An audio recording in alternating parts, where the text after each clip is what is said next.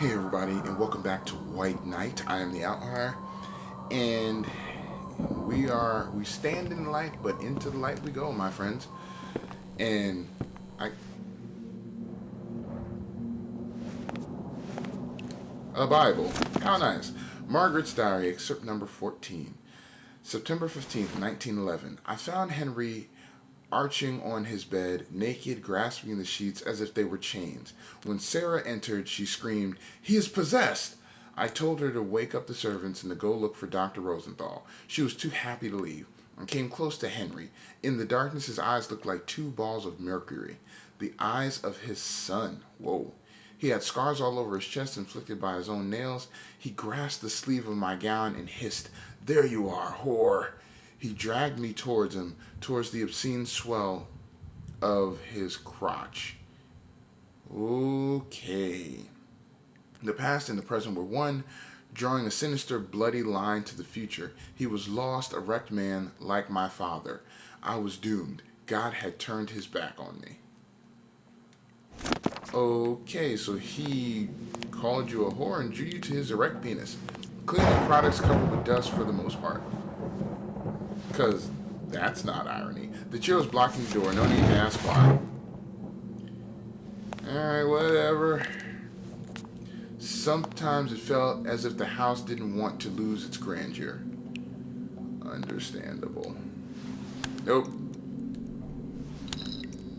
Wasn't gonna do that. Was I really the man in the mirror?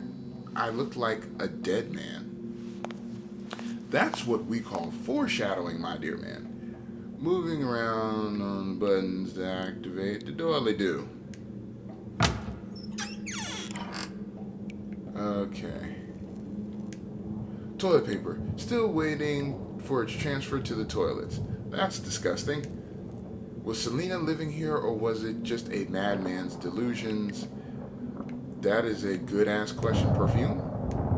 The bottle of French perfume was probably very expensive. Knew it. This bottle. What is that? Some sort of goddess of fertility. Oh, yeah. The kind of tool a woman always needs in front of a mirror. Oh ho! She needed her hairbrush. I knew it. It may have been Selena's lipstick, a sacred relic. And what is that in the corner? Yeah. The label says cyanide, not your everyday perfume. Yeah. Oh, some matches. They could be very helpful. You sons of... A huge quantity of blood. It made me feel sick. What's that book there? Margaret's Diary, excerpt number 15. September 15th, 1911. The house was quiet. Sarah had taken to bed after dinner, and Henry had left the living room around 10 p.m., saying he was tired. I thought we were past trying to forge excuses. I was painting in my room when I heard the yell. My heart stopped. I thought it was a delusion, but the yell resonated once again. A yell of ancient fear, reaching out from the abyss. A door that I thought locked for good just slammed open in my mind. And behind it was a frightened child who thought her father was coming back from the dead to take her. I quickly pulled myself together. I went out into the hall. The yells were coming from Henry's room. William was awake and about to enter his father's room. I sent him back to his bed despite his tears. I knew too well what was waiting inside. So, more matches. Some matches, they can be very helpful. Stocks for the winner. Yes, I want to see what these trophies mean. Stocks for the winner. Collect 100 matches. I've used over 100 matches. Okay. Wait. Walk for 10 kilometers. Oh. Okay. Whatever. Yep.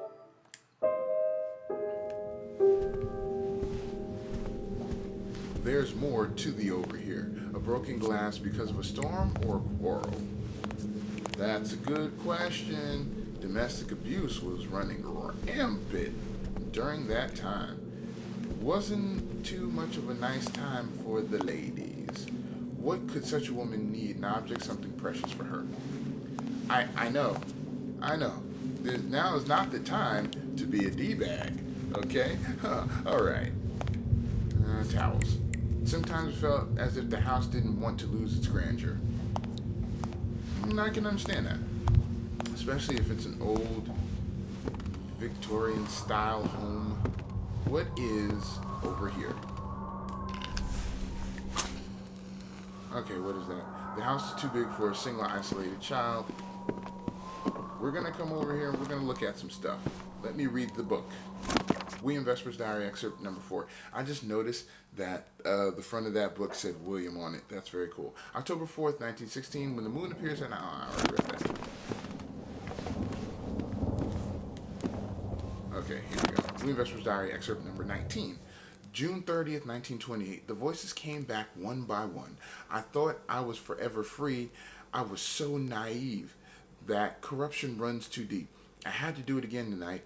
There's a new girl downstairs tied up on the slut's throne. Her hair as black as mother's. Give me the shivers, but they justify the killing. I only touch her when I am wearing gloves. I need to polish my approach. The first time was too brutal, too rash. Luna is subtle. She knows blood is precious. One cannot pour it out of rage or fear.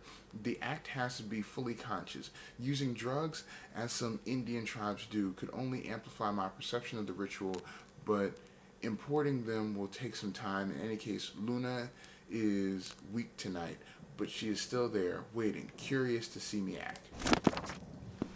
This guy, am I right? Am I right? High five, all right. This guy is sick. He is very mentally ill. And he's not one who needs to be around other people. He is just, at least he's in the bottles, okay. A child's room, eh? Alright, and there's still the meat hook. Don't know what the meat hook was used for, but I'm going. Open the door. Dude, bro, don't be in the hallway.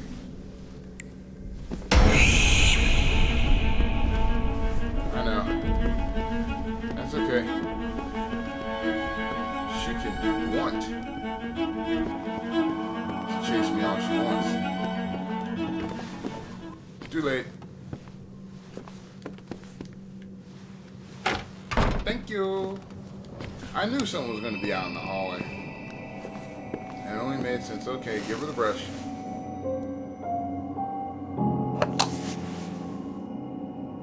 Oh, thank you. What was her story? Her beauty? Her light? They didn't match the sadness in her eyes. We were bound. She was trying to guide me, to draw me to her, like a dream which has to be dreamt just to be. She had helped me stay alive until now. This was more than enough to want her presence. Yeah, she's a beacon of light. She keeps the darkness away, at bay.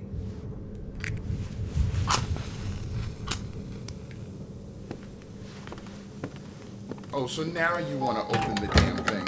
Why didn't you just open a secret door? Oh. Rally. That's actually pretty cool. It probably was Margaret's room. That's not comforting at all.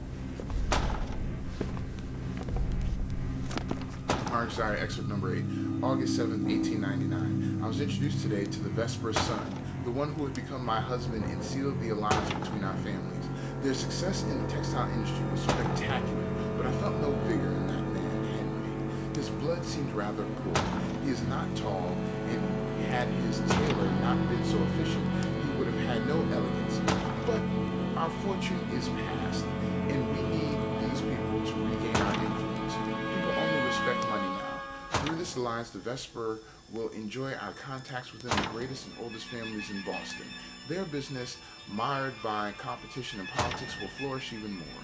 In many ways, I can't avoid feeling superior to that man in his loyal dog eyes. His voice barely covered the whisper of the sea. The wedding will be celebrated in a couple of months. I am not really If my flesh can be the torch of our resurrection, I gladly consent to this sacrifice. Political weddings. Margaret was a bad memory even for the house. Oh, don't you be doing nothing. I needed both my hands, so there's a light source in here somewhere. Margaret's paintings reveal a true artistic talent.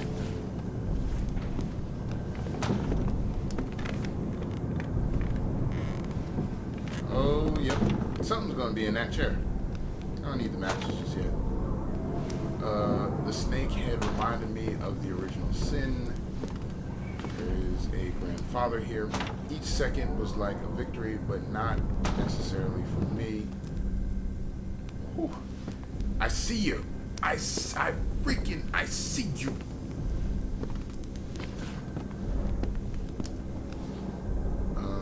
That old kind of lamp had no switch.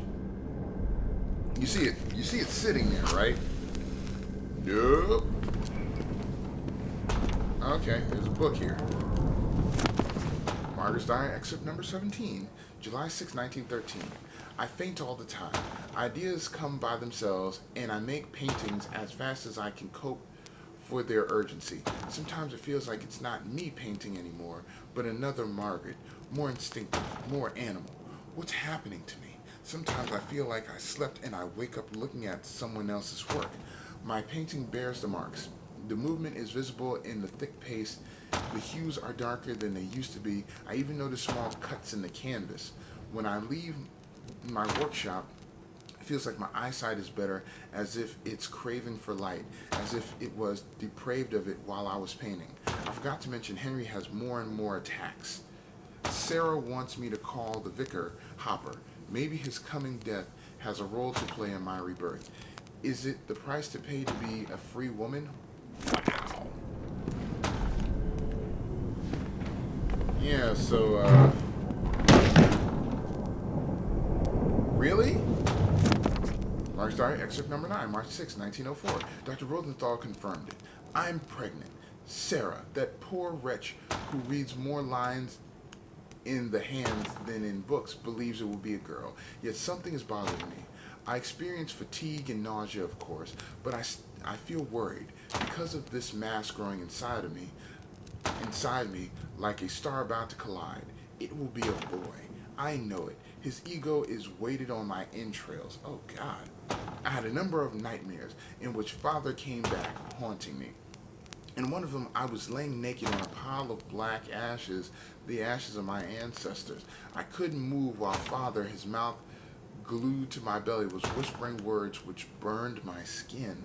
And then he raised his head and told me he will be mad, even crazier than I was. And then he plunged his head into my stomach. Oh, and when he raised his head again, he had the child in his maw, the maw of a wolf. His jaws then snapped with an awful sound. I woke up, the yell of the baby resonating in my own. This boy will be born under the steel star of the Venter Cross, our seal. I will heal him whatever he brings into this world. Everyone here is mad, or going mad. This is a cursed family. Margaret's Diary, excerpt number 10. April 2nd, 1906. William grows well. He has the pale skin and weak health of his father. I watch carefully over him. He is very quick for a 2-year-old boy. I stimulate him with all sorts of tests and experiences to elevate his soul. Turner's paintings put him in a very strong state of excitement. Bach delights him. He likes things bitter, strangely, and he looks intensely at a picture of Jesus. I try reading inside him. I try to make sure that this was all worth it. Will he be strong enough to be one of the pillars of this world? God, give me the faith to fight all these doubts. This morning I saw in his eyes a glimpse of light which reminded me of my father. His eyes, like 2 pits of darkness, are too deep. I don't like it. They scrutinize your soul, looking for a breach. I seized his arm to make him stop, and then I saw Henry watching me from the doorstep.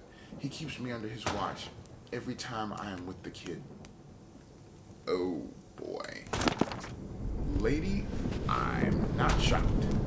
It sounds like you don't need to be with small children. Oh yeah, that's the way I came in. Can I open this door? No. Great. Thanks. Love you, babe. Yep. So, it appears that Margaret, there's a light source in here somewhere. And I gotta find it so I can open that chest. It appears that Margaret, let me close this window. The storm was coming, more darkness for us. Who is us? No. Don't you start referring to the ghost as, like actual entities like us. No. We don't need to do that. As long as we can keep us separated and differentiated, that's a good thing. Margaret's Diary, excerpt number 20, August 26, 1913. Henry died today. His last word was for William, whom he called in a whisper. He asked Sarah to play a jazz record before he passed away. Nothing would surprise me anymore. After a number of meetings with the managing board, I will officially assume the duties at the Vesper manufacture. I already noticed a number of issues in the management of the company, all linked to Henry's romantic nature. I think I can clear most of them and improve the benefits. We will change the strategy and prepare for the future. Vesper should not be the brand of the poor anymore. Oh boy. I see you sitting in that chair, you bastard. Margaret's Diary, excerpt number 7, April 12th, 1898. Today was my birthday. I've been in this world for 17 years. It has been 1 year and a half since we buried the man who gave me life. This thing which had been living with us was filth dressed in flesh. Everything is better now. I spent the day looking at our family archives, enjoying the greatness of my ancestors. Leaders often sacrificed for the greater good. At that time, the blood of men was still untainted. Nowadays, it has gone sour like milk left under the sun. That is what killed father, and so we never forget it. I have to paint the beauty of ancient times.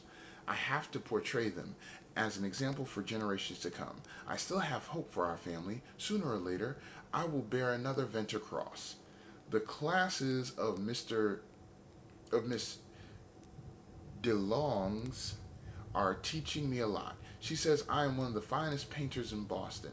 Showing her the blue veins under the skin of my arm, I remind her that the Venter Cross excellence was carried by the women's blood first and foremost. Okay, so there should be a way to turn that light on. What is? The chair belonged to Margaret. I'd rather die than sit here. Understandable. Okay, note to self. Sabotage. Electric lights kill the shadows. These dark devils of Margaret figured it out. Now they regularly sabotage any electrical apparatus so that the wirings trip in the middle of the night. With this cruel game, they are trying to wear me out, and it's working. I almost no longer sleep. Holy balls. This is a bedroom. Okay, so she's over there. And offering the books that have been made to that body. Oh, there's another body in the bed. That old kind of lamp had no switch. It has a floor switch. Okay. The lamp wire was going under the bed. I had to follow it. Oh boy. I'm gonna have to duck, dip, dodge, and duck. I can see the balcony on the other side. Margaret and Henry Vesper, the cursed owners of that domain. Okay. Many dark thoughts were born in that room. I couldn't do this while holding a match. It's gonna be there. Yep, I see it. Many dark thoughts were born in that room. I see it sitting there. And Young Margaret, a sweet face painted in the storm.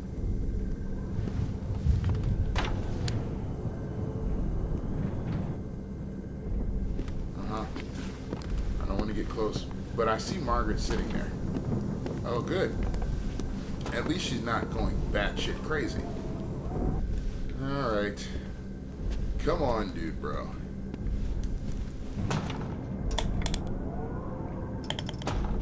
Ooh. Bah. Oh.